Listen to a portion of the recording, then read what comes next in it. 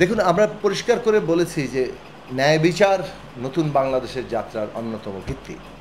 এবং এই ক্ষেত্রে জুলাই আগস্টে যেভাবে আমাদের শিক্ষার্থীদের এবং আমাদের সাধারণ মানুষকে হত্যা করা হয়েছে, যেভাবে 15 বছর ধরে গুম, খুন, পাচার, দুর্নীতি, লুটপাট, দখলদারিত্ব চলেছে, ভোটের অধিকার কেড়ে নেওয়া হয়েছে, এইটা বিচারের মুখোমুখি হতে হবে।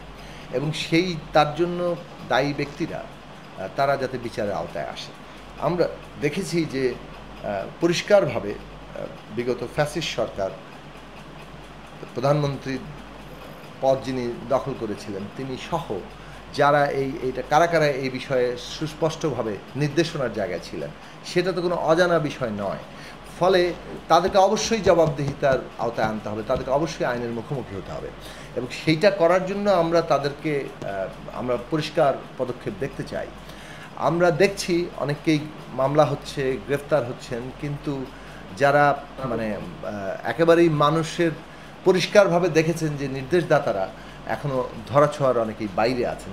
কেন আছেন সেটা নিয়ে মানুষের মধ্যে প্রশ্ন জাগছে। ফলে অন্তর্বর্তী সরকারকে এই বিষয়ে গুরুত্বের সাথে বিবেচনা করতে হবে যে মানুষ দেখতে চায় যে নির্দেশদাতা সহ যারা একেবারে ওই নির্দেশগুলোকে বাস্তবে কার্যকর করেছেন, যাদের খুবই পরিষ্কারভাবে ভিডিও ফুটেজ আছে এবং যারা আন্দোলনকারী তারা সবাই দেখিয়ে দিচ্ছেন যে এরা করেছে, তারা এখনও ধরাছোঁয়ার বাইরে কিভাবে অবস্থান করছে, এই প্রশ্ন কিন্তু মানুষের মধ্যে উঠছে। এবং অন্তর্বর্তী সরকারকে এই বিষয়ে অবশ্যই তাদেরকে বিবেচনা নিতে হবে। একটা হচ্ছে আশু কাজ, অন্তর্বর্তী সরকারের দুটো দিক আছে, একটা আশু কাজ, আরেকটা হচ্ছে রাজনৈতিক প্রক্রিয়াগত কাজ। আশু কাজ একেবারে স্থিতিশীলতা আনা, ন্যায় বিচারের যাত্রাটা শুরু করা, আমাদের শহীদদের মর্যাদার জায়গাটা প্রতিষ্ঠা করা, আহতদের দায়িত্ব নেওয়া, পুনর্বাসন কিংবা তাদের পরিবারের দায়িত্ব গ্রহণ করা, এবং একটা অর্থনৈতিক চ্যালেঞ্জ মোকাবেলা করা, এই কাজগুলো তাদেরকে করতে হবে। এবং এই কাজগুলোর মধ্যে আমরা এখনও অনেক রকম ব্যত্যয় দেখছি। অনেক জায়গাতেই মানুষ যা প্রত্যাশা করে সেটা ঘটছে না, বরং জানমালের নিরাপত্তা এখনও হুমকির মধ্যে পড়ছে, অস্থিতিশীলতা নানা জায়গায় কাজ করছে এবং একটা ধীর গতি। তাহলে এই ক্ষেত্রে পরিষ্কারভাবে বোঝা যাচ্ছে যে নানা দিক থেকেই এটাকে অকার্যকর করার চেষ্টাও চলছে। ফলে আমরা মনে করি যে এই অকার্যকর করার চেষ্টাগুলো যাতে কোনোভাবে সফল না হয় সে বিষয়ে সরকারকে খুবই কঠোর দৃঢ় পদক্ষেপ নিতে হবে এবং প্রতিষ্ঠানগুলো দ্রুত আশু পুনর্গঠন করতে হবে এবং একটা কার্যকর উদ্যোগ নিতে হবে। ধীর গতিটাকে মানুষ পছন্দ করছে না, এটা তাদের বুঝতে হবে। এবং এইটা যাতে দ্রুততার সাথে মানুষ প্রতিকার পায়, সেটা বিষয় কোথায় কোন সমস্যা হচ্ছে সে আগাম ভাবনাটা সরকারের থাকতে হবে। এবং এই ক্ষেত্রে সরকারের পুরো উপরে দায়িত্ব তো আছেই, কিন্তু সরকারের যে অবয়ব এবং তাকে যেহেতু পুরো প্রতিষ্ঠানগুলো দিয়ে কাজ করতে হচ্ছে, এটা তাদের পক্ষেই পুরোপুরি এককভাবে পুরোটার দায় দিলেই অনেক ক্ষেত্রে সেটা ন্যায্য হবে না।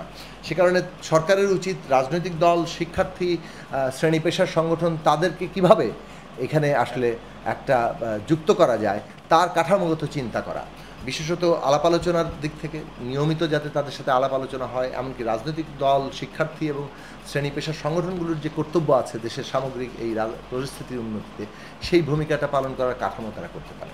আর যে রাজনৈতিক প্রক্রিয়ার বিষয়, সেটা আমরা বলেছিলাম যে আপনারা কতগুলো এমন ব্যবস্থা করেন যাতে করে কতগুলো কমিশন গঠিত হয় এবং সেই কমিশনগুলো বিভিন্ন ক্ষেত্রে সংস্কারের বিষয়ে তাদের একটা প্রস্তাব প্রস্তুত করতে পারেন এবং সেই প্রস্তাব অবশ্যই অংশীজনদের সাথে আলোচনার ভিত্তিতে, শিক্ষার্থী, রাজনৈতিক দল, শ্রেণী পেশার বিভিন্ন সংগঠন তাদের সাথে আলাপ আলোচনা, জনগণের বিভিন্ন অংশের সাথে আলাপ আলোচনার মধ্য দিয়েই তারা কিন্তু এই প্রস্তাবগুলো তৈরি করবেন।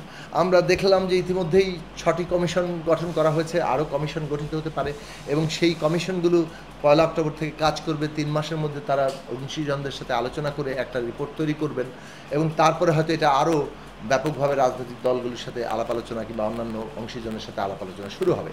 তো এই প্রক্রিয়াটা যে এখন যে সময়সীমা দেওয়া হয়েছে, আমরা মনে করি এতটুকু সময়সীমা আসলেই হয়তো লাগবে।